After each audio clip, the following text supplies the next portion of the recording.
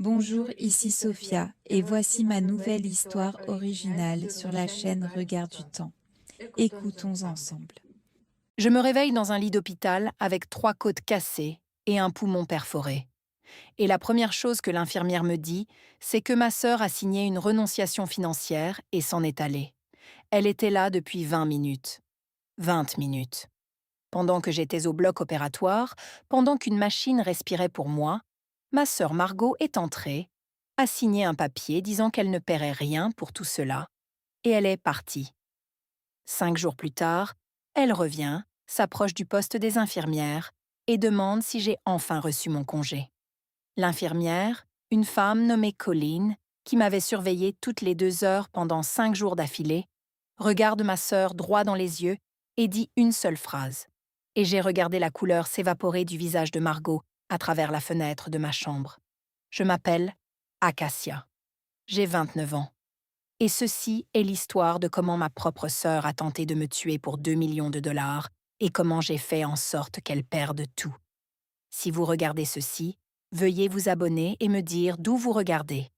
Mais d'abord, je vous ramène à la nuit de l'accident. C'est un mardi soir en mars. Je viens de terminer un quart de travail de 12 heures à la clinique communautaire de Millbrook. La saison de la grippe, un personnel réduit, l'habituel, et je rentre chez moi par la route 7. Ce tronçon de route est pratiquement de la mémoire musculaire. Je l'ai parcouru 1000 fois. Une route à 2 voies sinueuses à travers les collines du Connecticut, des garde-fous sur les courbes, rien d'inhabituel. Je me rapproche du premier virage accentué après le vieux pont couvert. J'appuie sur le frein. Rien. J'appuie plus fort. La pédale s'enfonce jusqu'au sol comme si je marchais dans la boue.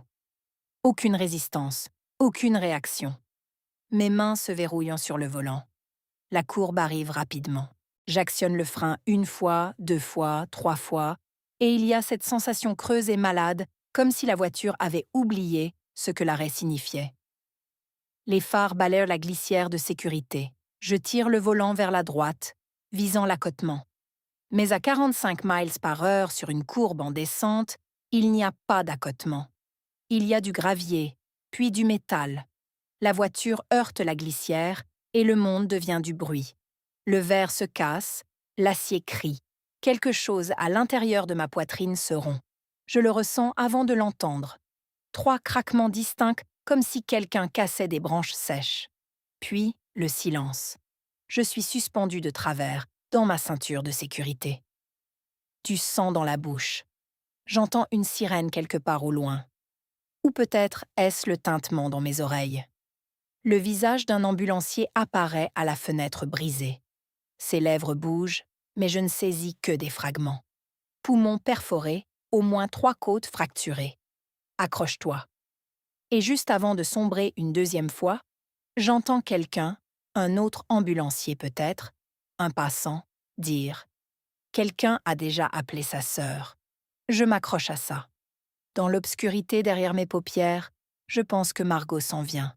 Je vais bien. C'était la dernière fois que je lui faisais confiance. Je me réveille de la chirurgie 31 heures plus tard. La chambre est blanche. Les carreaux du plafond ont ces minuscules trous dedans. Des centaines de petits points. Et je les compte parce qu'il n'y a rien d'autre à regarder. Pas de fleurs, pas de cartes, pas de veste jetée sur la chaise des visiteurs. Une infirmière passe la porte. Début de la quarantaine, cheveux noirs attachés vers l'arrière, lunettes de lecture accrochées à une chaîne autour du cou. Elle vérifie mon IV, mes niveaux d'oxygène, le drain dans mon flanc. Son insigne infirmière dit « Colleen Brady, R.N. » Depuis combien de temps suis-je restée inconsciente? Je demande. Ma voix ressemble à du gravier. Environ 1 jour et demi. La chirurgie s'est bien déroulée. Vous allez être endolori pendant un moment. Je regarde la chaise vide. Est-ce que quelqu'un a été ici? Colleen fait une pause. Pas longtemps, juste un instant. Mais j'ai été infirmière pendant 6 ans. Je sais ce que cette pause signifie. Votre sœur est venue la première nuit. Elle dit qu'elle était ici environ 20 minutes. 20 minutes. Elle a signé le formulaire de libération financière. Puis elle est partie. Je ne sais pas ce que mon visage fait, mais l'expression de Colline s'adoucit. Elle remonte la couverture sur mon épaule. Une petite chose. Une chose qui n'a aucune importance, mais c'est le premier toucher doux que j'ai ressenti en 2 jours. Cette nuit-là, j'appelle mon père. Il répond à la 4e sonnerie. Sa voix a cette qualité floue et lâche que je connais toute ma vie. Le son de Gérald Sinclair après son 3e bourbon. « Salut, mon amour. Margot a dit qu'elle gère tout. Ne t'inquiète pas. Papa, je suis à l'hôpital. J'ai subi une chirurgie. C'est vrai. Margot nous l'a dit. Elle a dit « Tu vas bien ». J'accroche, regarde le téléphone dans ma main. Colline revient pour ajuster mes analgésiques. Elle me regarde et dit tranquillement. Ce formulaire de libération financière, ça signifie qu'elle s'est assurée que l'hôpital sait qu'elle ne va rien payer pour tout cela. Je ne réponds pas. Je ferme simplement les yeux et recommence à compter les carreaux du plafond. Je dois vous parler de Margot et moi.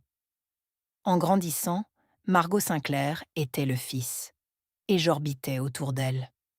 Notre père buvait, notre mère pleurait. La maison était un endroit qu'on survivait, pas un endroit où on vivait. Et Margot, 5 ans plus âgée, tranchante comme une lame, était celle qui le rendait supportable. Elle m'entraînait dans sa chambre pendant les pires nuits, me mettait des écouteurs et chuchotait « Écoute juste la musique, je m'en occuperai ». Elle m'a conduite à mon entrevue de bourse d'études à l'université quand j'avais 17 ans. Elle est restée dans la voiture pendant 3 heures, le moteur tournant pour que le chauffage ne meure pas. Quand je suis entrée après, les mains tremblant, elle a dit « Tu vas l'obtenir, et tu vas quitter cette ville, et je vais être tellement fière de toi. » J'ai cru chaque mot. Mais Margot avait une habitude que je n'ai remarquée que bien plus tard. Chaque faveur avait un reçu. Chaque acte de gentillesse avait une entrée de registre. J'ai sacrifié tellement pour toi. Elle le disait sans effort, comme si elle parlait du temps. Et je sentais cette sensation dans ma poitrine, cette culpabilité tranquille, comme si je lui devais quelque chose que je ne pourrais jamais entièrement rembourser.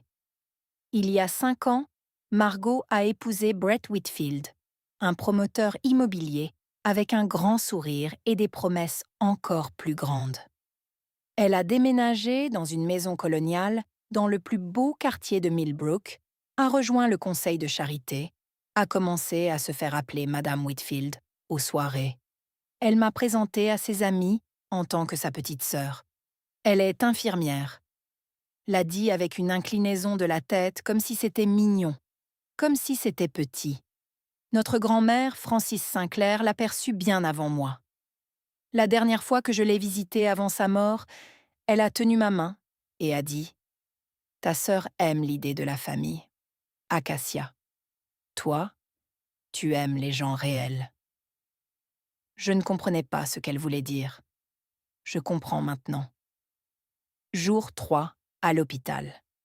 Je suis appuyée sur des oreillers en essayant de manger de la compote de pommes avec ma main gauche parce que mon flanc droit est une constellation de bleu quand Danny Hawkes entre. Danny et moi sommes allés au collège ensemble.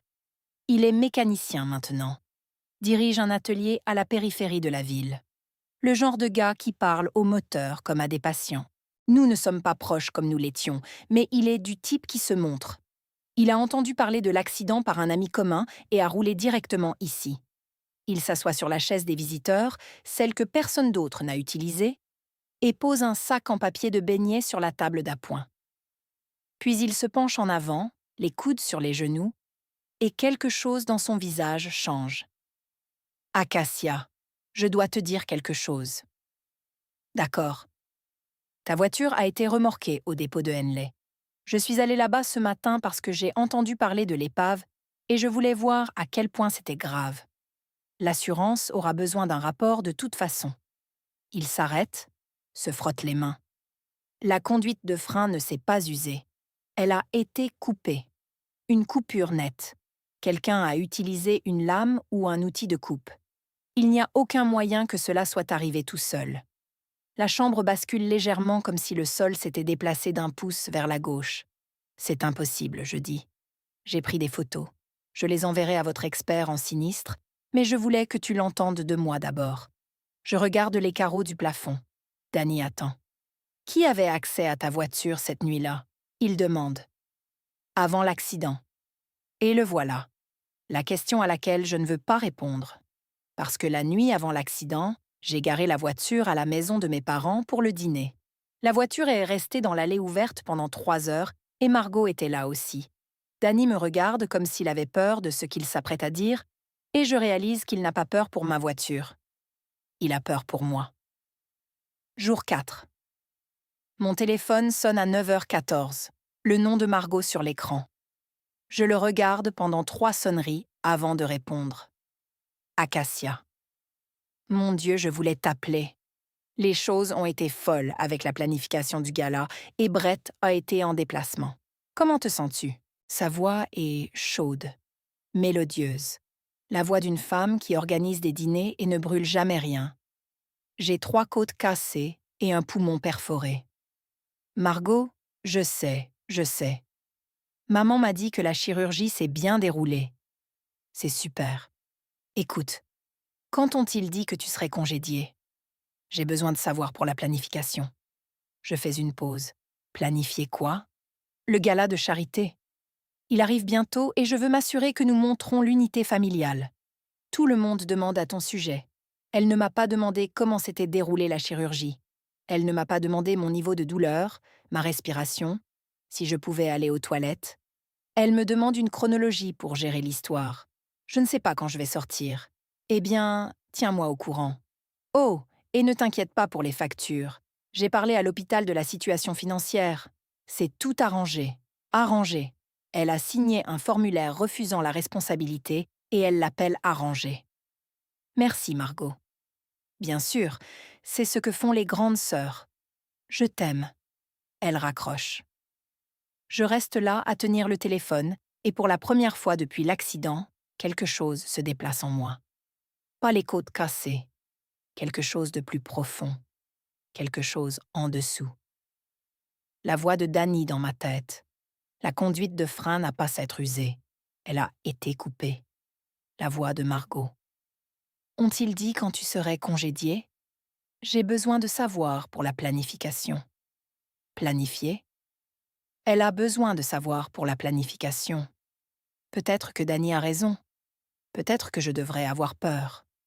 Cet après-midi-là, une femme que je n'ai jamais rencontrée entre dans ma chambre d'hôpital en portant une serviette en cuir et le genre d'autorité tranquille qui rend l'air de la pièce se réarranger. Acacia Sinclair. Je m'appelle Ellen Ashford.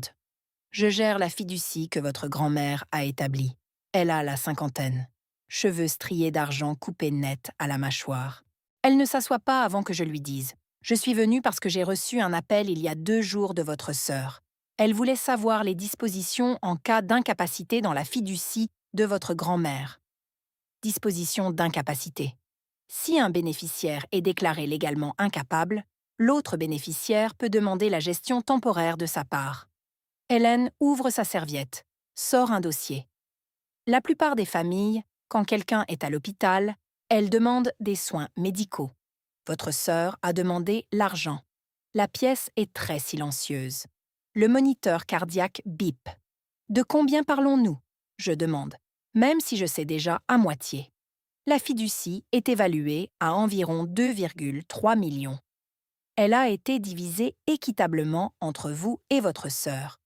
La première distribution, 50%, est sortie l'année dernière. La deuxième distribution, votre part, environ 1,15 million, est prévue pour votre 30e anniversaire. C'est dans 11 mois. Je la regarde. Et si je suis déclarée incapable avant ça, Margot pourrait demander le contrôle temporaire de votre portion. Temporaire dans le droit des fiducies peut signifier des années. Helen ferme le dossier, me regarde droit devant. J'ai géré la fiducie de votre grand-mère pendant 9 ans, Acacia. En 9 ans, votre sœur ne m'a jamais posé une seule question sur votre part. Pas une seule question jusqu'à ce que tu te retrouves à l'hôpital. Je sens ma mâchoire se serrer, non pas parce que les analgésiques cessent de faire effet, mais à cause de quelque chose d'autre entièrement. Qu'est-ce que je dois faire? Je demande. Hélène pose le dossier sur mes genoux. Vous me laissez vous aider? Ce soir-là, j'appelle ma mère. Je lui raconte tout ce qu'Hélène m'a dit. L'appel de Margot, les dispositions d'incapacité, le timing. Je garde ma voix stable. Je n'accuse personne de rien. J'énonce simplement les faits et je dis « Maman, s'il te plaît, viens juste à l'hôpital. J'ai besoin de te parler en personne. » Silence à la ligne. Puis, Pauline Sinclair fait ce que Pauline Sinclair a fait toute ma vie. Elle cède à la voix la plus bruyante de la pièce. Margot dit qu'Hélène essaie de créer des problèmes. Elle dit que la situation de la fiducie est compliquée et qu'Hélène exagère. « Maman, tu m'as même vue depuis l'accident. » Plus de silence, plus long cette fois. Puis mon père prend le téléphone. Sa voix est lâche. Il est 18 heures et il en est déjà à 3 verres. Ta sœur gère les choses. Arrête de compliquer les choses inutilement. Je ferme les yeux. Papa, quelqu'un a coupé ma conduite de frein. C'est allé, Acacia. C'est dramatique. Tu étais fatiguée. Tu as dit toi-même que tu venais de faire un double quart. Je n'ai pas dit ça. Je ne t'ai pas parlé depuis l'accident. Margot te l'a dit. Il ne répond pas. J'entends des glaçons qui tintent dans un verre. Bonne nuit, papa. Je raccroche. Mets le téléphone face vers le bas sur le matelas. Colline entre quelques minutes plus tard. Elle ne dit rien au début, elle vérifie juste mes signes vitaux, ajuste l'oxygène. Puis elle me regarde, vraiment me regarde et dit « Pour ce que ça vaut, j'ai vu beaucoup de familles passer par cette unité. Celles qui ne se montrent pas, il y a toujours une raison, et ce n'est jamais une bonne. » Elle baisse les lumières et ferme la porte doucement derrière elle. Je m'allonge dans l'obscurité et j'écoute le moniteur cardiaque compter les secondes. Nuit 4. L'hôpital devient calme après minuit. Juste le bourdonnement des machines et le grincement occasionnel des chaussures sur le linoléum. Je m'allonge sur le dos et je fixe le plafond sombre et je repasse tout dans ma tête. La conduite de frein a été coupée. Margot était à la maison cette nuit-là. 2 jours après mon accident, elle a appelé Hélène à propos de ma fiducie. Elle n'a pas visité. Elle n'a pas demandé comment je respirais. Et mes parents ont choisi sa version de l'histoire, sans lire une seule page de la mienne. Je pense à grand-mère Francis. Le dernier Thanksgiving avant sa mort, elle m'a écartée dans la cuisine et a dit « Ta sœur aime l'idée de la famille, Acacia. Toi, tu aimes les gens réels. Ne laisse personne confondre ces deux choses. » Je ne comprenais pas. Puis je comprends maintenant. À 7 heures le matin suivant, j'appelle Hélène. Je veux protéger ma fiducie, je dis. Et je veux savoir exactement ce que ma sœur a fait. Puis nous commençons à documenter tout tranquillement. Je ne fais pas cela parce que je veux me venger. Je le fais parce que quelqu'un a tenté de me tuer et personne dans ma famille ne semble assez concerné pour demander pourquoi. Hélène fait une pause. Puis elle dit quelque chose qui gèle mon sang. « Acacia, il y a quelque chose d'autre. Votre sœur a contacté un psychiatre cette semaine, Dr Leland Porter. Elle lui a demandé la procédure pour faire évaluer quelqu'un pour une incapacité légale. » J'agrippe le téléphone. « Elle n'attend pas que tu récupères. Hélène dit qu'elle construit un dossier pour te faire déclarer incapable. Si elle réussit, elle contrôle votre part de la fiducie avant que tu ne vois jamais une once. Les carreaux du plafond me fixent. 216 d'entre eux. J'ai eu amplement de temps pour les compter. Alors nous ferions mieux de nous déplacer plus vite qu'elle. Je dis, je dois te parler de la vie de ma sœur, la vraie, pas la version Instagram.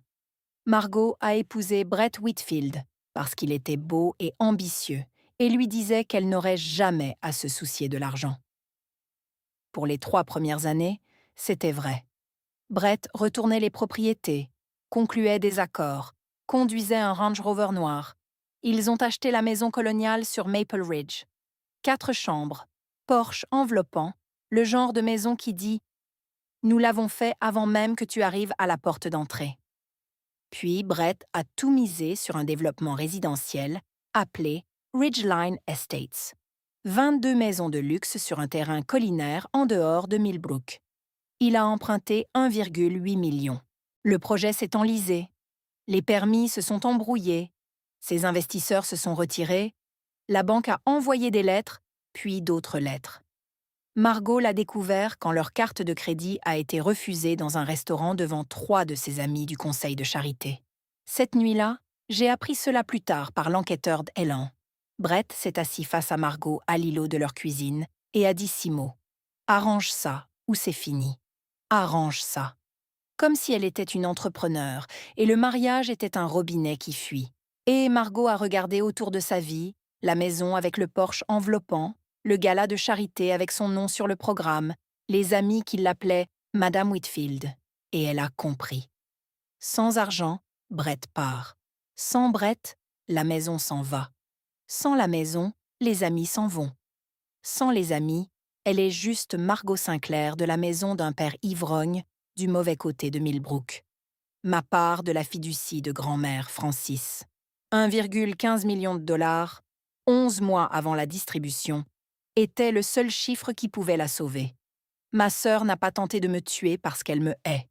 Elle a tenté de me tuer parce que son mari lui a dit de régler le problème d'argent. Et j'étais le moyen le plus facile.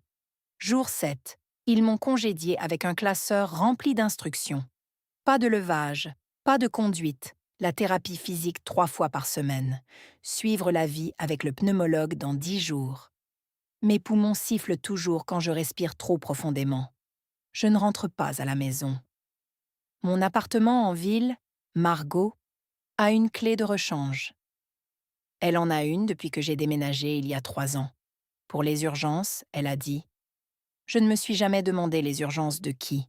Je ne vais pas non plus à la maison de mes parents. » Colin l'arrange.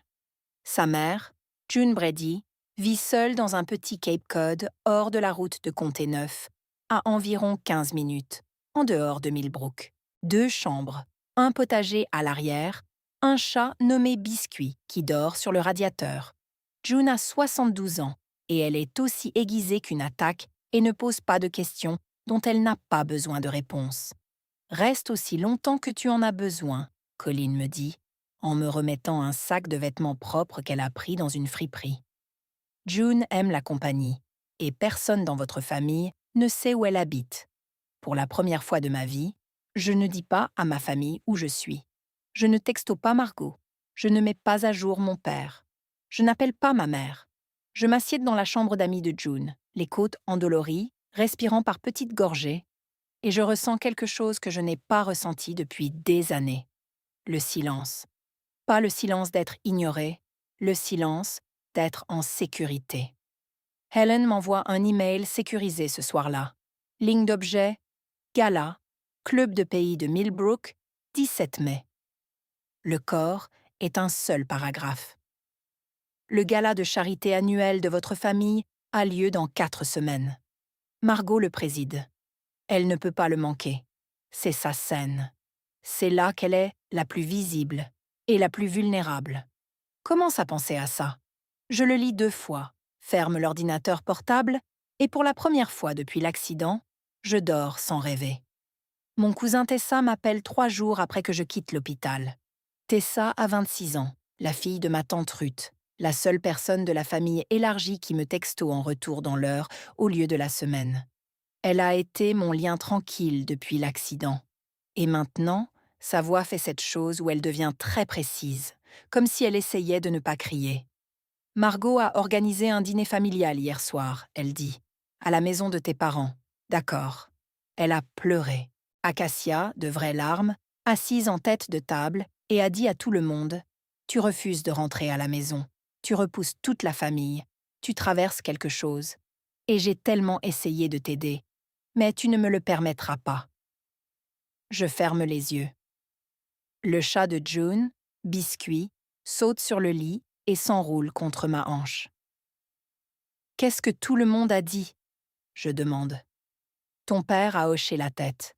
Ta mère a tenu la main de Margot. Tante Ruth a dit qu'elle priait pour toi. Tout le monde a embrassé Margot. Et toi? Je me suis assis dans le coin et j'ai mangé mon poulet. J'ai presque cru aussi. Acacia. Elle a pleuré de vraies larmes. De vraies larmes. Et tout le monde l'a embrassée. Je prends une respiration. Les côtes protestent. Il y a quelque chose d'autre. Tessa dit, et sa voix baisse plus bas. Margot a appelé la clinique où tu travailles. Elle a demandé comment leur politique de congé de santé mentale. Spécifiquement, elle a demandé quelle documentation est nécessaire pour mettre quelqu'un en congé médical involontaire. La pièce devient très calme. Elle ne dit pas seulement aux gens que tu es instable. Tessa dit qu'elle construit une piste de papier. Je regarde le plafond de la chambre d'amis de June. Ce plafond n'a pas de carreaux d'hôpital. Il a du vieux plâtre et une petite fissure en forme de rivière. Tessa, merci de me l'avoir dit. Qu'est-ce que tu vas faire? Je vais la laisser continuer à parler. Plus elle parle, plus elle creuse profond. 2 jours plus tard, Helen arrive à la maison de June avec un dossier en manille et un homme que je n'ai jamais rencontré. Acacia, c'est Ray Kendall, ancien policier d'État, maintenant enquêteur privé. Je l'ai retenu. Ray est dans la cinquantaine, construit comme une boîte aux lettres, court, solide, aucun espace gaspillé. Il serre ma main doucement, conscient des côtes, et s'assoit face à moi à la table de la cuisine de June. « Laisse-moi te présenter ce que nous avons, » dit-il, en étalant des photographies sur la table. Ce sont des inspections de Danny et du suivi de l'expert en sinistre. La conduite de frein de votre véhicule a été coupée avec un outil de coupe. Pas corrodé, pas effiloché, coupé. Il tape une deuxième photo. Voici un reçu de Home Depot à Danbury. Un ensemble de cutters de conduite de frein automobile acheté 3 jours avant votre accident. Payé avec une visa se terminant par 4471. Dont la carte. Je demande, bien que la glace dans mon estomac le sache déjà. Enregistré au nom de Margot Sinclair Whitfield. Je fixe le reçu. 34,99 $. C'est ce que ma vie valait pour ma sœur. 34,99 $. Ray continue. J'ai aussi tiré les enregistrements de sécurité du voisin de vos parents. Les portes ont une caméra Ring couvrant leur allée qui capture partiellement la cour de Sinclair. À 23h47, la nuit avant votre accident, une figure sort de la maison vers l'allée où ta voiture était garée. L'image n'est pas assez claire pour l'identification faciale, mais la silhouette et les vêtements sont cohérents avec votre sœur. Helen ouvre un deuxième dossier et il y a un dossier de téléphone. Brett Whitfield a appelé Margot à 23h30 cette nuit-là. L'appel a duré 11 minutes, 17 minutes avant que cette figure n'apparaisse à la caméra. Un appel de 11 minutes. Puis, quelqu'un a marché vers ma voiture avec un outil de 35 $ et a arraché mes freins. Je me repousse de la table. Mes mains sont stables. Ma voix est stable. Tout en moi hurle. Quelle est la prochaine étape? Je demande. Je vais faire une pause ici pour une seconde.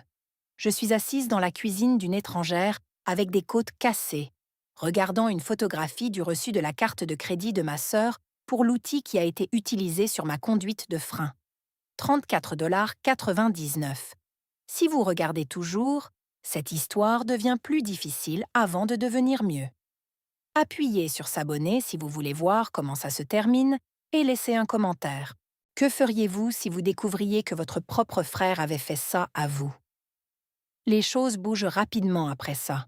Helen m'appelle le matin suivant et sa voix a une arête que je n'ai jamais entendue auparavant. L'urgence contrôlée de quelqu'un qui a été dans les salles d'audience assez longtemps pour savoir quand l'horloge tourne. Margot a contacté la banque qui gère la fiducie hier. Elle a déposé une demande d'accès d'urgence affirmant que vous êtes incapable de gérer vos affaires financières. Peut-elle faire ça? Elle peut le demander. La banque exige une certification médicale d'incapacité pour procéder. Elle n'en a pas encore un, mais elle a déjà contacté un psychiatre et elle pousse. Qu'est-ce que tu as fait? J'ai appelé la banque. Je me suis identifiée comme la fiduciaire, confirmé que vous êtes pleinement capable et que tout versement fait sans votre consentement entraînera un litige contre l'institution. Ont-ils reculé pour l'instant? Mais votre sœur est ingénieuse. Elle trouvera un autre angle. Hélène a raison. Cet après-midi-là, mon téléphone sonne. Margot. Je le laisse aller à la messagerie vocale. Le message est 40 secondes de sucre. Salut, petite sœur. J'ai entendu dire que tu avais un avocat. Ça me rend tellement triste. Je pensais qu'on pouvait gérer ça en famille. C'est vraiment ce que grand-mère aurait voulu? Elle a invoqué grand-mère, la femme dont l'argent elle essaie de voler. Et elle l'a dit avec une voix si sincère que tu penserais qu'elle récitait l'écriture. Je joue la messagerie vocale pour Hélène au téléphone. Elle t'éprouve, Hélène dit. Elle veut voir si la culpabilité fonctionne toujours. Non. Bien. Parce qu'elle va essayer plus fort. Les gens comme ta sœur le font toujours. Je supprime la messagerie vocale. Puis, j'apporte l'écran de verrouillage de mon téléphone d'une photo de Margot et moi à Noël à un écran bleu vierge. C'est une petite chose, mais ce sont les petites choses qui commencent à démanteler une vie qui a été construite sur les mensonges de quelqu'un d'autre. Ray Kendall est minutieux. C'est le mot poli. Le vrai mot est impitoyable. En une semaine, il a cartographié l'effondrement financier de Brett Whitfield en détail. Le développement de Ridgeline Estates, 22 maisons de luxe sur un terrain collinaire, n'a jamais commencé. Les permis se sont enlisés. L'examen environnemental a signalé des problèmes de drainage. Les investisseurs se sont retirés un par un.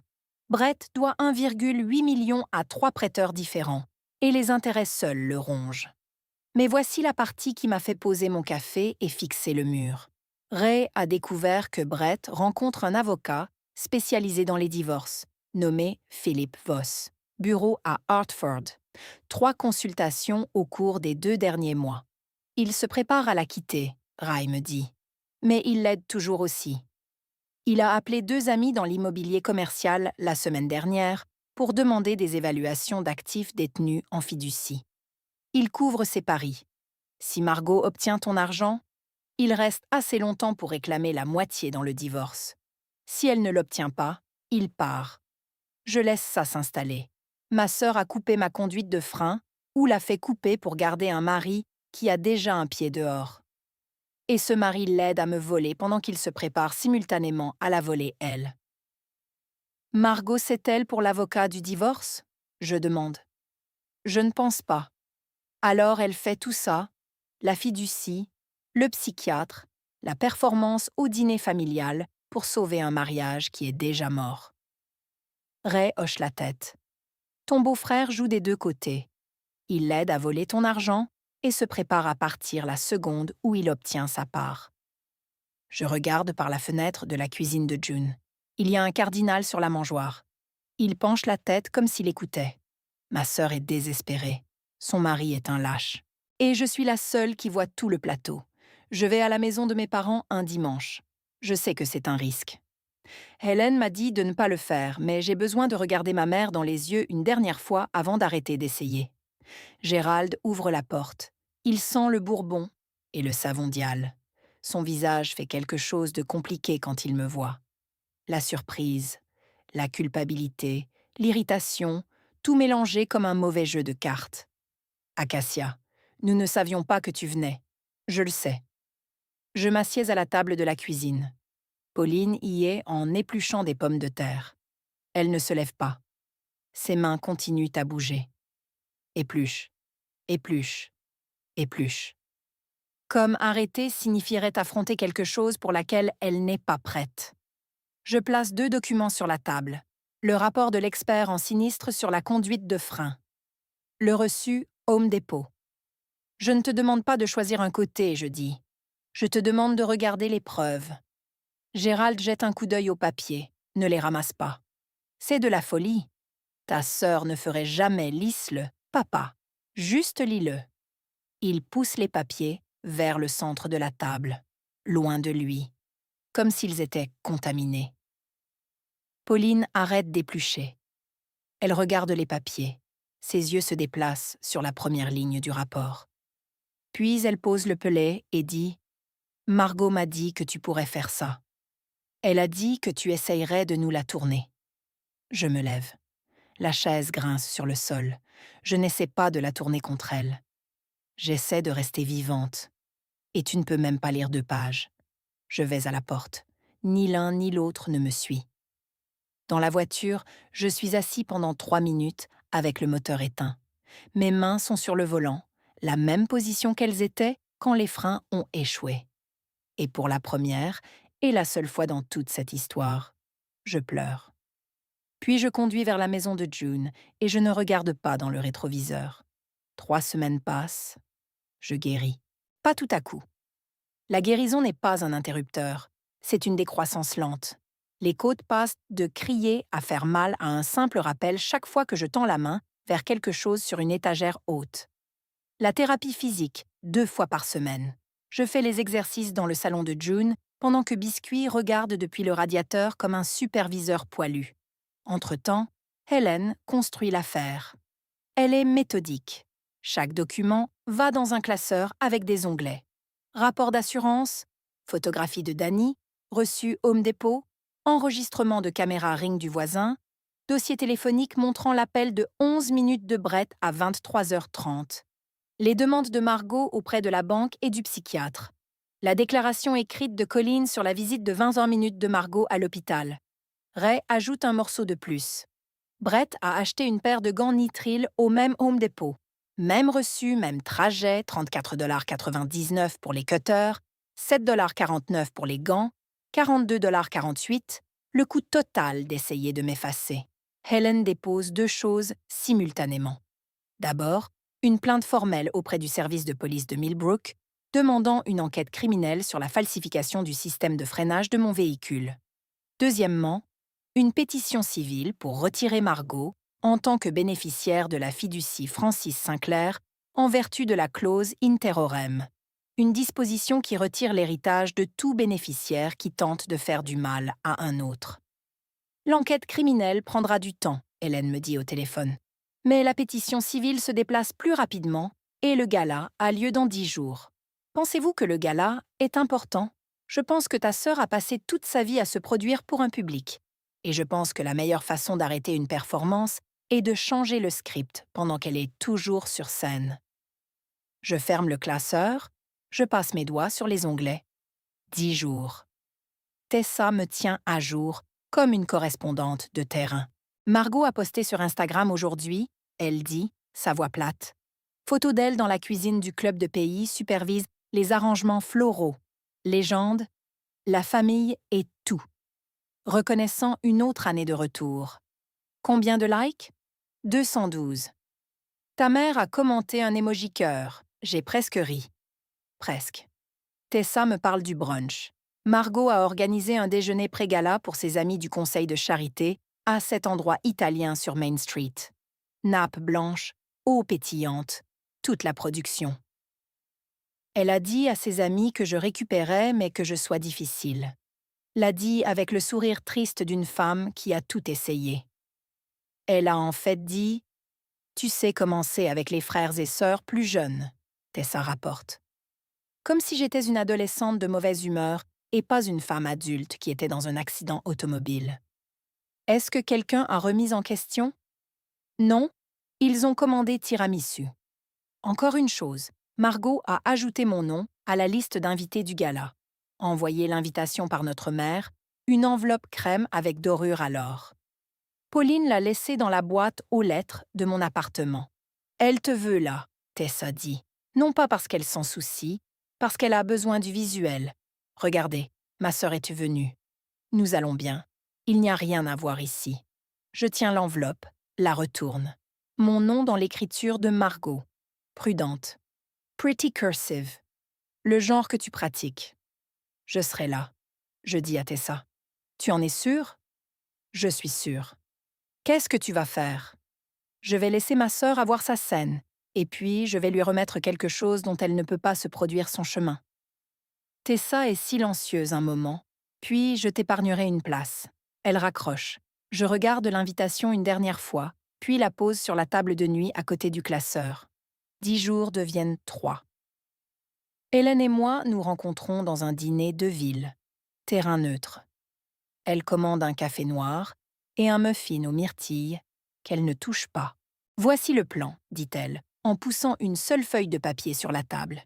Tu assistes au gala en tant qu'invité. Je serai là. Je suis invitée chaque année en tant que figure communautaire. Et la police. Ils ont interviewé Margot hier après-midi. Question préliminaire standard sur la nuit de l'accident. Ils n'ont pas révélé ce qu'ils ont, mais elle sait qu'il y a une enquête maintenant. Comment a-t-elle réagi? Selon la source de Ray au département, elle était calme, coopérative, charmante. Hélène fait une pause. Elle est bonne, Acacia. Elle est très bonne, mais personne ne reste bonne quand les murs se ferment. Je regarde le papier. C'est un résumé d'une page de l'affaire entière. La conduite de frein, le reçu, l'enregistrement de la caméra, les dossiers téléphoniques, les enquêtes de la fiducie, la consultation du psychiatre, tout condensé en une seule feuille. Je vais mettre ça dans une enveloppe, je dis, et je vais le donner à Margot en privé. Je ne vais pas faire un discours. Je ne vais pas saisir un microphone. Je vais la lui remettre et la laisser la lire. Et puis je vais regarder ce qu'elle fait parce que le talent le plus grand de ma sœur est de se produire et sa plus grande faiblesse est qu'elle ne peut pas se produire quand elle sait que le public a vu le script. Hélène hoche la tête lentement. Et si elle reste calme, elle ne le sera pas. Pas quand elle voit ça.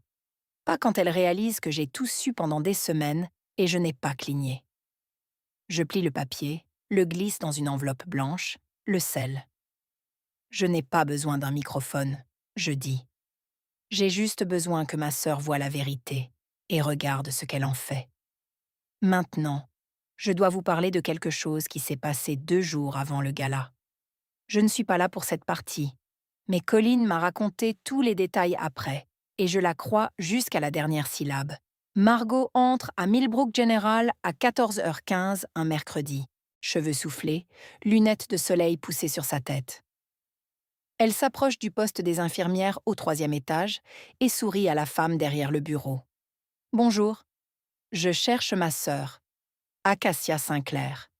Elle a été admise après un accident automobile. N'a-t-elle pas encore été congédiée? » La femme derrière le bureau se trouve être Colleen Brady, la même Colleen qui m'a surveillée toutes les 2 heures pendant 5 jours. La même Colleen qui a regardé Margot signer une renonciation financière et partir après 20 minutes. La même Colleen qui a tenu une couverture sur mon épaule quand personne d'autre n'y était. Colleen lève les yeux de son graphique, enlève ses lunettes de lecture, plie ses mains sur le bureau et dit « Elle a été congédiée il y a 4 jours. Mais tu le saurais si tu avais visité plus qu'une fois. » Le visage de Margot ne bouge pas pendant 3 secondes pleines. Puis, quelque chose derrière ses yeux se déplace. Pas la culpabilité, pas la honte, la peur.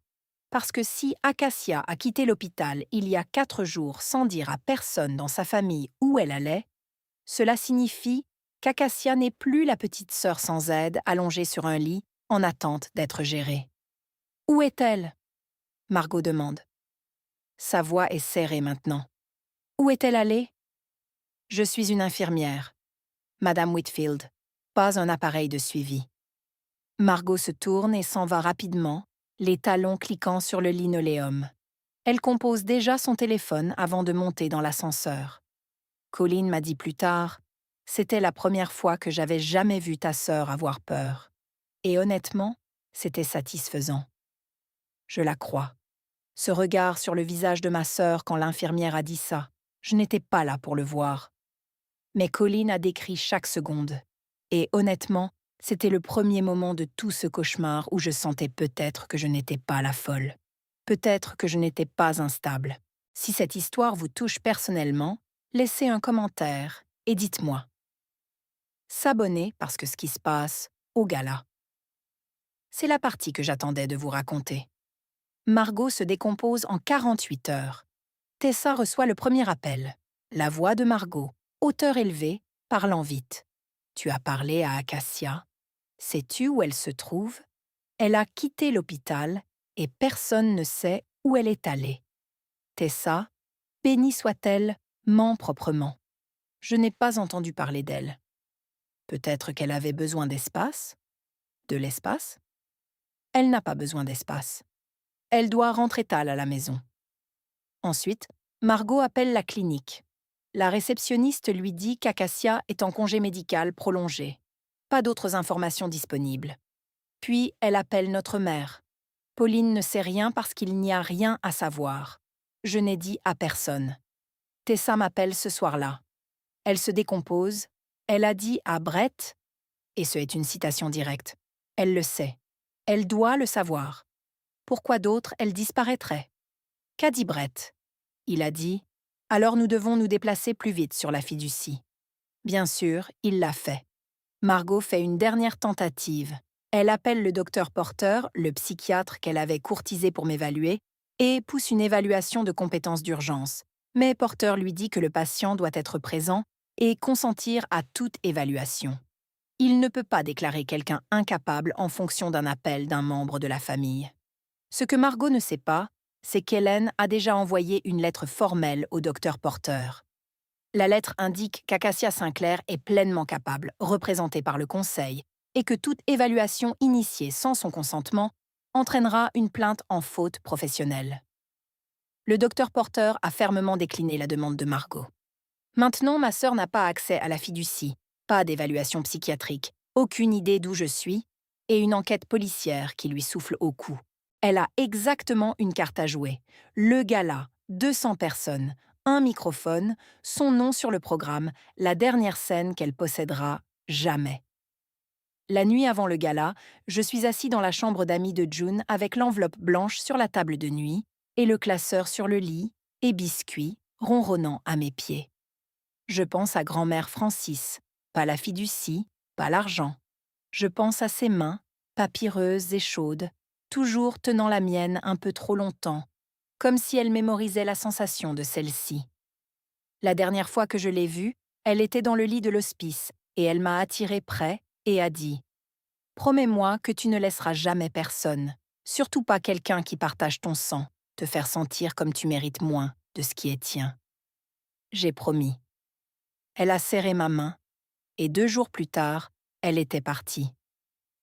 Je choisis mes vêtements pour demain. Une simple robe bleu marine, des chaussures plates, de petites boucles d'oreilles. Je ne vais pas au gala pour impressionner quelqu'un. Je viens en tant que moi-même, ce qui est la seule chose que Margot n'a jamais prévue. Tessa appelle à 21h. Margot a été au téléphone toute la journée. Quelque chose ne va pas avec elle. Elle est nerveuse. La police l'a interviewée hier. Cela l'explique. Elle a crié sur le fleuriste. Le fleuriste Acacia sur les hauteurs des arrangements. J'ai presque ressenti quelque chose pour elle. Presque. Puis, je me souviens de la conduite de frein. 34,99 $. Je te verrai demain. Je dis à Tessa. J'ai épargné une place sur le côté droit près de la sortie. Juste au cas où. Juste au cas où. Hélène appelle à 22h. L'interview policière l'a secouée. Elle sait qu'il regarde. Elle entrera dans ce ballroom demain portant plus de poids que quiconque dans la pièce ne peut voir. Bien. Êtes-vous prête? Je regarde l'enveloppe, le classeur, la fissure dans le plafond en plâtre en forme de rivière. Je n'ai plus l'impression d'être en colère. Je dis que je me sens prête. Ensuite, dormez bien. Demain sera une longue nuit. C'est la première fois en des semaines que je m'endors avant minuit. Le club de pays de Millbrook ressemble à un étalement de magazines. Nappes blanches, verreries en cristal, hortensias débordant d'urnes en argent. Un quatuor à cordes joue quelque chose de doux dans le coin. 200 invités, politiciens locaux, propriétaires d'entreprises, membres du conseil de charité, les femmes avec lesquelles Margot brunch circulent dans le ballroom en robe de cocktail et veste de sport, tenant des verres de vin comme des accessoires. Margot se tient près de l'entrée dans une robe cramoisie, accueillant les gens avec la précision d'une femme qui a répété cette nuit 100 fois. Elle est radieuse, elle est chaleureuse, elle est tout ce que tu veux dans un hôte. Je passe la porte d'entrée à 18h45. La pièce ne devient pas silencieuse. Ça n'arrive que dans les films, mais il y a une ondulation, une pause, quelques têtes se tournent, quelqu'un chuchote quelque chose. Je suis la sœur qui était dans l'accident automobile, la sœur qui a disparu. Margot me voit, et pendant une demi-seconde, une fraction d'un moment que personne d'autre ne capture, son visage fait quelque chose d'honnête. Son sourire s'efface. Ses yeux s'élargissent. Elle a l'air d'une femme qui vient d'entendre un bruit dans une maison vide. Puis le masque se met en place. Elle traverse la pièce, les bras ouverts. « Oh mon Dieu! Acacia, tu es venue ?»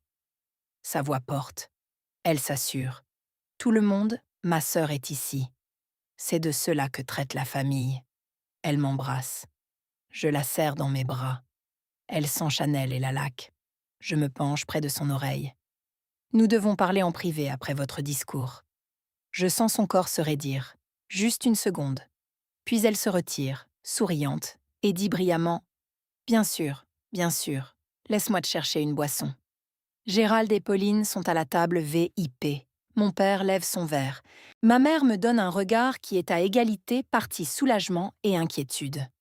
Hélène s'assied qu'à 3 tables plus loin, regarde, attend. Le quatuor à cordes continue à jouer. À 19h30, Margot monte sur la scène. Elle se tient derrière un podium élégant avec le logo de la charité projeté sur l'écran derrière elle. La pièce se calme. Elle ajuste le microphone, sourit. « Merci à tous d'être ici ce soir. » Elle commence. Ce gala signifie tellement pour notre famille.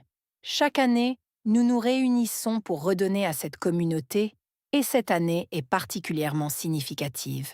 Sa voix est stable, pratiquée. Elle parle du fonds de bourse, des dons de la banque alimentaire, du projet de jardin communautaire. Le public hoche la tête, puis elle fait pivoter. Ce a été une année difficile pour les Sinclair.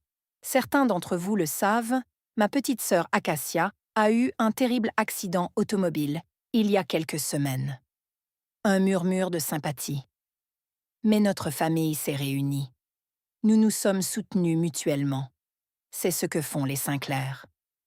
Elle fait une pause pour un effet, les yeux humides. J'étais à l'hôpital tous les jours, assise à ses côtés, priant pour son rétablissement. Tous les jours, elle était ici pendant 25 minutes. Une fois, je suis assise à ma table, mon visage est immobile. La main de Tessa trouve la mienne sous la nappe et serre. Et ce soir, Margot continue, voix se brisant magnifiquement. Ma sœur est ici avec nous. Acacia, lève-toi. Laisse tout le monde te voir.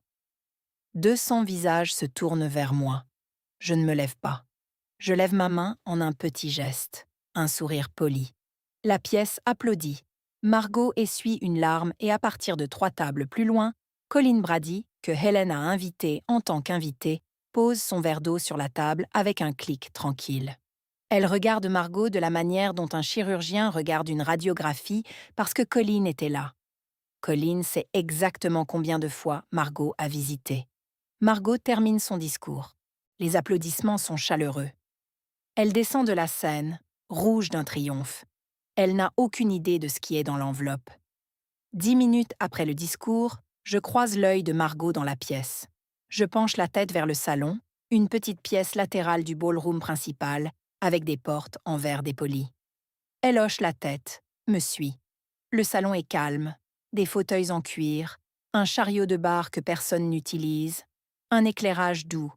À travers le verre dépoli, le ballroom est un brouillard de formes et de voix.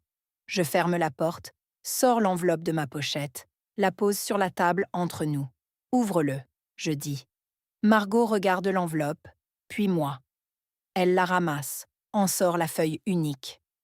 Je regarde ses yeux bouger ligne par ligne, le rapport sur la conduite de frein, le reçu Home Depot, sa carte de crédit, l'horodatage de la caméra Ring, l'appel de Brett à 23h30, ses demandes auprès de la banque, ses appels au psychiatre. Tout condensé en 12 paragraphes nets. Ses mains commencent à trembler. Pas beaucoup, juste assez. C'est fou, elle chuchote.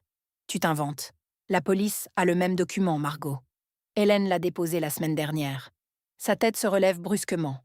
Hélène, bien sûr, elle t'empoisonne contre moi depuis personne ne m'a empoisonné. Tu as coupé ma conduite de frein ou tu as eu Brett pour le faire. De toute façon, c'est fait. Elle se lève. Le papier tremble dans sa main. Je ne suis pas ici pour te détruire, je dis. Je te donne une chance. Sors là-bas, dis la vérité et démissionne de la fiducie. Ou laisse Hélène et la police gérer ça. Ce sont tes options. Les yeux de Margot sont humides, mais cette fois, les larmes ne sont pas exécutées. Cette fois, ils sont réels, et ils ont l'air différents. Brut, panique, Laid. Tu as toujours eu jaloux de moi, elle dit. Sa voix se brise. Jaloux? Margot, tu as coupé ma conduite de frein. Il n'y a plus rien à être jaloux. Elle me fixe. Puis elle saisit la poignée de porte et se pousse dans le ballroom. Margot ne sort pas. Elle éclate. Elle se pousse à travers les portes en verre dépoli dans le ballroom avec le papier toujours dans sa main. Des larmes qui coulent, voix d'une hauteur assez élevée pour couper le quatuor à cordes. Ma sœur m'attaque. Elle a embauché un avocat pour me détruire. Elle invente des mensonges sur notre famille, sur la fiducie de notre grand-mère. 200 personnes arrêtent de parler. Les fourchettes se mettent en pause au milieu de l'air. Les verres de vin planent. Je sors derrière elle. Je ne dis pas un mot. Margot se tourne vers la foule, se jouant de la manière dont elle a toujours. La performance du blessé à l'aide d'une femme foulée. Elle essaie de voler la fiducie de grand-mère. Elle est celle qui est instable. Demandez à quelqu'un. Silence. Le genre terrible de témoin. Helen Ashford se lève de sa table. Elle boutonne son blazer. Elle marche vers le centre de la pièce avec le calme de quelqu'un qui a fait cela dans les salles d'audience pendant 30 ans. Madame Whitfield, je suis Helen Ashford, fiduciaire de la fiducie Francis Sinclair. Tout ce qui se trouve dans ce document est vérifié, documenté et a été soumis au service de police de Millbrook. Si vous souhaitez continuer cette conversation publiquement, je suis préparée pour le faire. Margot se tourne vers la table VIP. Brett, dis-leur qu'elle ment. Brett Whitfield regarde sa femme. Il regarde les 200 visages qui le regardent. Puis il regarde vers le bas à son assiette. Il ne se lève pas. Il ne dit rien. Une chaise raclée. Colin Brady se lève. Sa voix est claire et directe. J'étais l'infirmière de nuit quand ta sœur a été admise. Tu es venue une fois, 20 minutes. Tu as signé la renonciation financière et tu es parti. J'ai le journal de l'hôpital. Le ballroom retient son souffle. 200 personnes. Pas un son. Margot regarde autour de la pièce, chaque visage, chaque paire d'yeux, et ne trouve rien. Pas d'allié, pas de sauvetage, pas de script. Elle se tourne et sort la porte. La porte se ferme derrière Margot. Le quatuor à cordes s'est arrêté de jouer. Quelque part dans la pièce, un verre se cogne contre une table. C'est le seul son. Je me tiens au milieu du ballroom dans ma robe bleu marine avec 200 personnes me regardant. Et je ne ressens pas ce que je pensais que je ressentirais. Je ne me sens pas victorieuse. Je ne me sens pas justifiée. Je ressens comme si je venais de regarder ma sœur sortir d'une falaise qu'elle avait été construction pendant des années. Gérald se lève de la table VIP. Son visage est blanc. Ses mains pendent à ses côtés, vides. Pas de verre pour une fois. Il ouvre la bouche, mais rien ne sort. Pauline pleure dans une serviette, les épaules tremblantes, et elle ne me regardera pas. Elle ne regardera personne. Hélène traverse la pièce et se tient à côté de moi. La police contactera Margot demain matin. La pétition civile a été déposée. Votre fiducie est protégée. Je hoche la tête. Tessa apparaît à côté de moi et passe son bras dans le mien. Elle ne dit rien. Elle n'a pas besoin. Je regarde autour du ballroom une fois de plus. Ces gens, politiciens, propriétaires d'entreprises, donateurs de charité, ce ne sont pas mon public. Ce ne sont pas mon jury. Ce sont juste des témoins. Et les témoins sont tout ce que j'ai jamais eu besoin. Non pas pour humilier ma sœur, juste pour m'assurer que la vérité avait une pièce remplie de gens qui l'avaient entendue. Hélène me raccompagne à la porte. « Tu as géré ça avec grâce, dit-elle. Je ne me sens pas gracieux. Je me sens fatigue. C'est comme ça que ça devrait se sentir. L'adrénaline s'use et ce qui reste est la vérité. Et la vérité est lourde. Je sors. Le parking est vide. La voiture de Margot est déjà partie. Je pensais que je me sentirais comme si j'avais gagné quelque chose. Je ne le fais pas. Je me sens comme si je venais de enterrer une sœur qui était déjà morte pour moi au moment où elle a coupé cette conduite de frein. Tessa me conduit à la maison. Les retombées viennent par vagues. Semaine 1. Le service de police de Millbrook accuse formellement Margot Sinclair Whitfield de mise en danger grave au premier degré. Le détective dit à Helen qu'ils construisent une affaire pour tentative de meurtre en attente de l'achèvement de l'analyse médico-légale sur les marques d'outils sur les cutters. Si l'accusation est améliorée, elle regarde 5 à 15 ans. Semaine 2. Brett Whitfield dépose le divorce 3 jours après le gala. Il n'appelle pas Margot d'abord. Elle le découvre quand les papiers arrivent à la maison coloniale sur Maple Ridge. Selon Tessa, qu'il a entendu de tante Ruth, Margot s'est assise sur les marches du porche et a lu le dossier 2 fois. Puis, elle est entrée et a fermé les stores. L'avocat de Brett, Philippe Voss, est nommé dans une enquête policière en tant que personne d'intérêt. Le reçu Home Depot, la carte de crédit de sa femme, mais des gants et des outils pour les mains d'un homme, et l'appel de 11 minutes à 23h30 suffisent pour que les détectives le interrogent sur un potentiel complot. Semaine 3, le conseil de charité envoie à Margot une lettre, polie, formelle, dévastateur. Il la remercie pour ses années de service et l'informe que sa position de présidente a été transférée. Personne ne l'appelle. Son Instagram devient calme. Helen termine la pétition de la fiducie. Un juge examine la clause d'infraction, une disposition dans la fiducie de grand-mère Francis qui disqualifie automatiquement tout bénéficiaire qui tente de faire du mal à un autre. Les preuves sont écrasantes. La part de Margot de la fiducie est gelée en attente de procédure pénale. Si elle est reconnue coupable, elle la perd définitivement. Helen m'appelle avec le jugement. Sa voix est mesurée professionnelle, mais je peux entendre quelque chose en dessous. La satisfaction, peut-être, ou juste le soulagement. Votre fiducie est sûre, elle dit. La part de sa sœur est gelée, et son mari vient d'être servi. Je la remercie. Raccroche. S'assied dans le calme. Ça ne ressemble pas à gagner. Ça ressemble à survivre. Mes parents viennent à mon appartement un jeudi après-midi. Je suis retournée, j'ai changé les serrures, mis la porte en verrou à peine dormant, donné la clé de rechange à Tessa à la place. L'appartement a l'air pareil. Je non. Gérald frappe. Quand j'ouvre la porte, il est sobre. Ses yeux sont entourés d'une teinte rougeâtre et claire. Pas de brume de Bourbon, pas de bords flous. Il porte une chemise propre. C'est le plus en ordre que je l'ai vu en années. Pauline est derrière lui.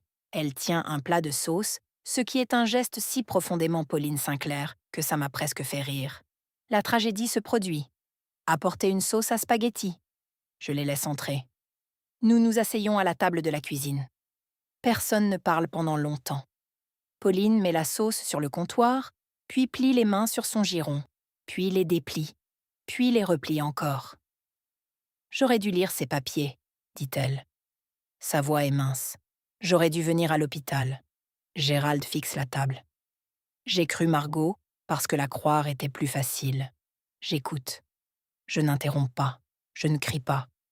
Je ne dis pas « je te l'avais dit ». Parce que quel serait le point? Ils savent. Je t'aime tous les deux, je dis. Et je le pense. Mais l'amour ne signifie pas que je vous laisse revenir juste parce que vous êtes désolé. Tu as choisi la version de réalité de Margot pendant 30 ans. J'ai besoin de temps. Le visage de Pauline s'effondre. Gérald hoche la tête lentement, lourdement, comme si le node lui-même pèse quelque chose. Combien de temps? Ma mère demande. Je ne sais pas. C'est la réponse honnête. Gérald se lève. Il met sa main sur le dossier de la chaise, se stabilisant. Pas de boisson, mais de quelque chose de plus difficile. Votre grand-mère serait fière de vous, dit-il. J'aimerais pouvoir en dire autant de moi-même. Ils partent. La sauce reste. Je la mange cette nuit seule. Et ça a le goût exactement comme la cuisine de ma mère. Une semaine plus tard, une lettre arrive à mon appartement, remise à la main par l'avocat de Margot. Pas Margot elle-même, manuscrite sur du papier blanc ordinaire. Je l'ouvre à la table de la cuisine avec une tasse de café. Je ne bois pas. La lettre ne dit pas « je suis désolé ». Margot n'a jamais été bonne pour ces mots. Au lieu de cela, il dit ceci. Je ne l'ai pas planifié pendant des mois. L'ai-je planifié en une nuit? Brett m'a dit qu'il était parti, et j'ai panique. Cela ne rend pas ça bien. Mais vous devez savoir que je n'ai pas toujours été cette personne. 9 phrases au total. Pas d'excuses, pas de justification, pas de supplique pour le pardon. Juste une déclaration plate et épuisée de fait d'une femme qui a finalement épuisé les performances. Je le lis 2 fois. Puis, je le pose sur la table et regarde par la fenêtre. Je pense à Margot à 15 ans. La nuit où papa a jeté une bouteille contre le mur et le verre s'est retrouvé partout. Et Margot m'a attrapée. J'avais 10 ans, pieds nus, pleurait et m'a portée dans sa chambre et mettez-moi des écouteurs. Elle m'a tenue jusqu'à ce que j'arrête de trembler. Elle était elle-même une enfant. Elle me protégeait de tout ce qu'elle avait. Je pense à Margot à 34 ans, se tenant dans une allée sombre à 23h47 avec un outil de 35 $, coupant la conduite de frein de la voiture de sa petite sœur parce que son mari lui a dit de régler le problème d'argent. Les deux sont réels. Les deux sont Margot. Je plie la lettre, la mets dans le tiroir de la table de nuit, pas la poubelle, pas le classeur, pas quelque part où je la vois tous les jours. Juste loin, une chose qui existe, une vérité que je peux tenir sans ouvrir la porte. Elle n'a pas toujours été cette personne, mais elle est devenue cette personne. Et je peux pleurer la sœur qu'elle était sans pardonner la femme qu'elle a choisi d'être. Je ferme le tiroir, finis mon café. C'est froid maintenant, mais je le bois de toute façon. Vendredi soir, Tessa vient avec des sacs d'épicerie et une playlist qu'elle a faite sur son téléphone. Nous faisons des pâtes, elle annonce, se déchaussant à la porte. Recette de grand-mère Francis, celle avec le beurre brun et la sauge. Nous cuisinons dans ma petite cuisine avec les fenêtres ouvertes et l'air de printemps entrant. Tessa hache l'ail avec la confiance de quelqu'un qui a regardé trop d'émissions de cuisine. Je remue le beurre, le regardant tourner de l'or à l'ambre, et l'odeur remplit l'appartement chaud et noix et familier. Grand-mère a toujours dit que tu étais la forte, Tessa dit, ne levant pas les yeux du planche à découper. Je ne suis pas fort. Je viens juste de me lasser de porter le poids seul. C'est la même chose, Acacia. Nous mangeons à la table de la cuisine, la même table où j'ai lu la lettre de Margot, où j'ai montré à mes parents les preuves, où je me suis assis seule pour trop de repas. Mais ce soir, ça se sent différent. Ce soir, la table a 2 assiettes, 2 verres de vin et un panier de pain que Tessa a insisté parce que les glucides guérissent. Dee s'arrête pour retourner un livre qu'il a emprunté il y a des mois. Il reste pour les pâtes. Il mange 2 assiettes et raconte une histoire sur un client qui a apporté une tondeuse à gazon pour une vidange d'huile. Nous rions. Un rire réel. Le genre qui utilise ta poitrine entière et mes côtes ne protestent que peu. Colleen appelle pour vérifier. June dit « Bonjour, biscuit te manque ». Je regarde autour de ma cuisine. Ces gens, une cousine, un vieil ami, une infirmière, une femme de 72 ans et son chat. Ce ne sont pas la famille dans laquelle je suis née. C'est la famille que j'ai trouvée, ou peut-être la famille qui m'a trouvée. La famille n'est pas les gens qui partagent votre sang. Ce sont les gens qui se montrent à l'hôpital. 6 mois plus tard, je reviens à la clinique en septembre. Mon premier quart de travail, la réceptionniste, une femme nommée Linda, qui a travaillé au bureau de réception depuis 20 ans, me donne un café et dit « Bienvenue, la grippe est précoce cette année ». Pas de fanfare, pas de drame, juste du travail. J'adore. La distribution de 2e fiducie arrive le jour de mon 30e anniversaire, un mardi, en octobre. Remarquable sur le calendrier, mais sismique en dessous. Helen appelle pour confirmer le virement bancaire. 1,15 million de dollars déposés sur mon compte. J'utilise une portion pour établir la bourse commémorative Francis Sinclair pour les étudiants en sciences infirmières au collège communautaire. Grand-mère aurait aimé ça. Elle a toujours dit que les infirmières étaient les seules personnes des hôpitaux qui écoutaient réellement. Gérald s'est inscrit à 6 semaines après le gala. Il va aux réunions les mardis et jeudis soirs. Il ne boit plus. Il ne parle pas beaucoup non plus, mais quand il le fait, Ses paroles sont claires et prudentes, comme un homme réapprenant une langue qu'il a oubliée. Pauline m'appelle tous les dimanches à midi. Les conversations sont courtes, 5 minutes, peut-être 7. Elle parle de son jardin, je parle de la clinique. Ni l'un ni l'autre ne mentionne Margot. Les appels sont maladroits et stylisés et complètement authentiques. Et je prends tout le monde. Je ne les ai pas invités à l'appartement encore. Peut-être un jour. Pas encore. Margot attend le procès. L'accusation a été augmentée pour tentative de meurtre après que le rapport d'analyse médico-légale ait fait correspondre les marques d'outils au cutter sur ce reçu au Home Depot. Elle est sortie sous caution, vivre dans un appartement de location de l'autre côté du comté. Brett est parti. Gauche l'État, de peur que quelqu'un n'ait entendu. Personne dans la famille ne mentionne Margot au dîner du dimanche plus. Sa chaise à table est juste vide. Personne ne la déplace. Personne ne la remplit. Certaines absences sont plus bruyantes que n'importe quel discours. Un samedi matin en novembre, je conduis au cimetière Green Ridge avec un bouquet de marguerites blanches, préféré de grand-mère. Je mets les fleurs dans le petit vase, balaye quelques feuilles de la base et reste là un moment avec mes mains dans les poches de ma veste. J'ai tenu ma promesse, grand-mère, je dis à haute voix. Je n'ai laissé personne, pas même quelqu'un qui partage mon sang, me faire sentir comme je mérite moins de ce qui est le mien. Le vent se déplace à travers les chênes. Quelques feuilles dérivent vers le bas, or et ambre atterrissant dans l'herbe autour de mes pieds. Je pense à tout. Me réveiller dans cette chambre d'hôpital, la chaise vide, la voix de Colin me disant la vérité, photographie de Di, le classeur d'Hélène, l'enveloppe blanche au gala, le visage de Margot quand elle a réalisé que je savais. Et je pense à Margot à 15 ans, mettant des écouteurs sur une petite fille de 10 ans qui pleurait. Je porterai toujours cette version d'elle. Cela vient de ne pas remplacer la version qui a tenté de me tuer. Je touche la pierre tombale une fois, puis je me tourne et je marche vers ma voiture. Donc, c'est mon histoire.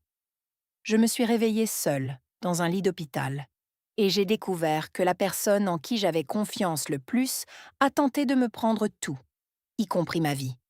Mais me voilà, respirant, debout, tournant 30 ans avec un fonds de bourse, au nom de ma grand-mère, et une table de cuisine qui a enfin les bonnes personnes autour d'elle.